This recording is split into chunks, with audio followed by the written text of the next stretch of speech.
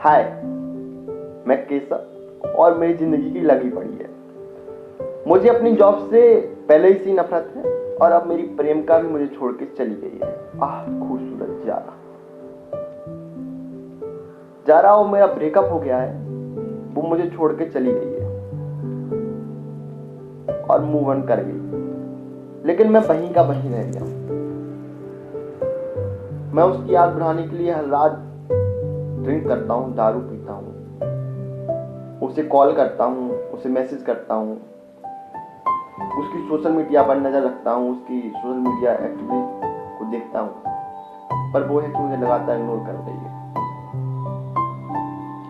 लेकिन उस रात अपने जन्मदिन पर जारा ने मुझे मैसेज किया और अपने हॉस्टल बुलाया, जैसे वो पहले बुलाया करती, अपने उसी रूम 105 में।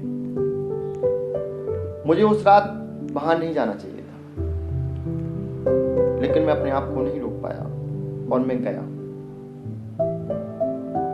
उस रात जो हुआ मेरी पूरी जिंदगी बदल दी।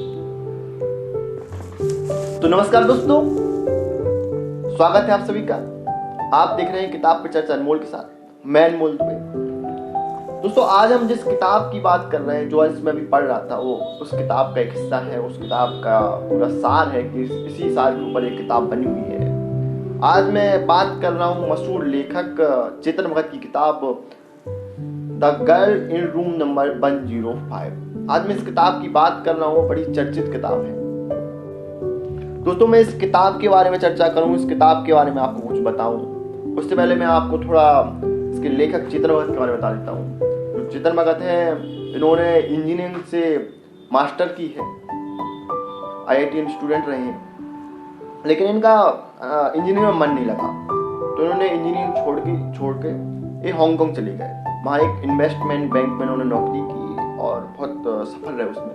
वहीं पर इनको आइडिया है क्यों ना कुछ लिखा जाए, कोई कहानी लिखी जाए, कोई उपन्यास लिखा जाए।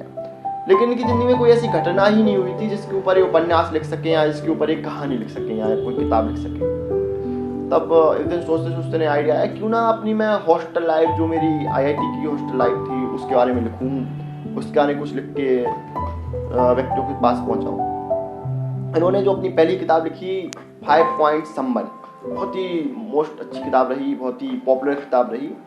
वो किताब 3 IITian स्टूडेंट के ऊपर थी, जिसके ऊपर एक फिल्म भी बनी है, सफल फिल्म है, जिसका नाम है 3 इडियट। आमिर खान उसके लीड रोल थे।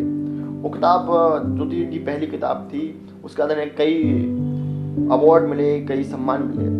तब से इन्होंने शुरुआत की लिखने की। उसके बाद इनकी जो लेखक हैं, इनकी कई किताबें हम पाठकों के बीच में हैं, जिसकी एक टॉम जिसके ऊपर आज चर्चा कर रहे हैं, the girl in room number 105।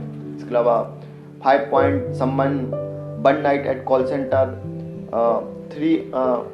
3 mistake of my life, 2 state, revolution 2020 और हाफ गर्लफ्रेंड। जिसमें से हाफ गर्लफ्रेंड और 2 स्टेट, 5 पॉइंट संबंध, इन 3 के ऊपर मूवी बन चुकी है।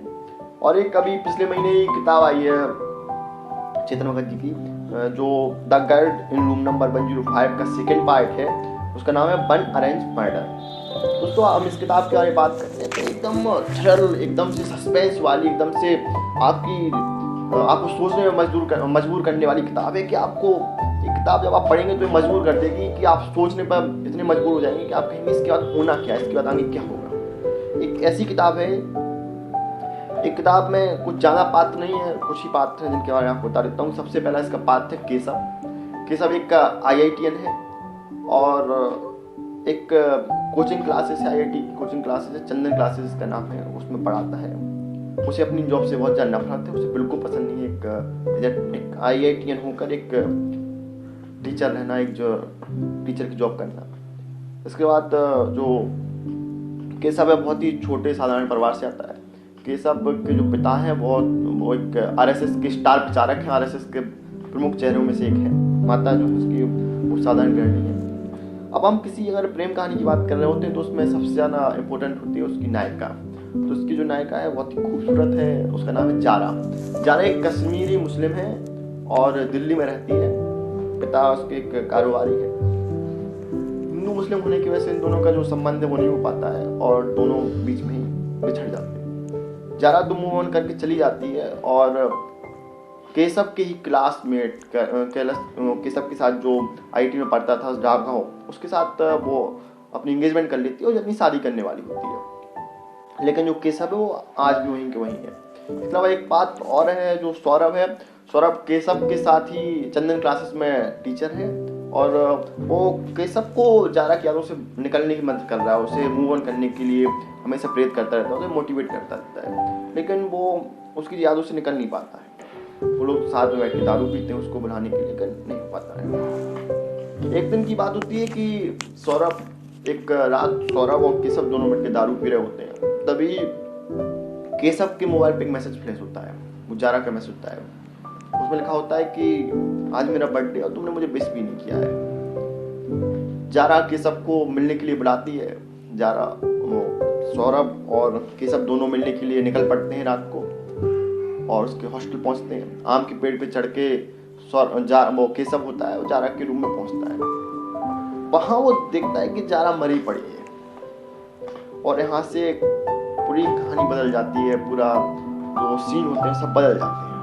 अब अगर आपको ये जानना है कि जारा को किसने मारा या जारा का मर्डरर कौन है या जारा का जो कत्ल कैसे हुआ, तो अब आपको इसके लिए एक किताब है जो the girl in room number 105, इसे पढ़ना पड़ेगा। इसकी जो लिंक है वो डिस्क्रिप्शन में है, उसे आप चाहें उस किताब को लें, क्योंकि एक एकदम सस्पेंस वाली किताब है, एकदम थ्रिल किताब है। तो आज हमने भी एक सस्पेंस किताब में रखा है और अपनी वीडियो को हमने पूरा इस किताब के बारे में नहीं बता रहे हैं। अब आप जब जाएंगे या किसी को पढ़ेंगे तो आपको पता चलेगा कि जारा को किसने मारा। दोस्तों आज के लिए बस इतना ही, हमें इजाजत दीजिए, मिलते हैं अगले मंगलवार को। हाँ दोस्तों, ये जरूर बताएं कि हमारा कार्यक्रम कैसा लग रहा है। दोस्तों आप मुझसे सीधे जुड़ सकते हैं, फेसबुक, इंस्टाग्राम, ट्विटर, कहीं पर भी आप सर्च करें ANMOLDUVY अनमोल दुबे। वहाँ पर मेरी फोटो के साथ जो आईडी होगी उस पर आप मुझे मैसेज करें। हम अन्य किताबों के ऊपर चर्चा करेंगे और आपके सुझाव सदर आमंत्रित होंगे कि मुझे और इस कार्यक्रम में क्या सुधार करने हैं।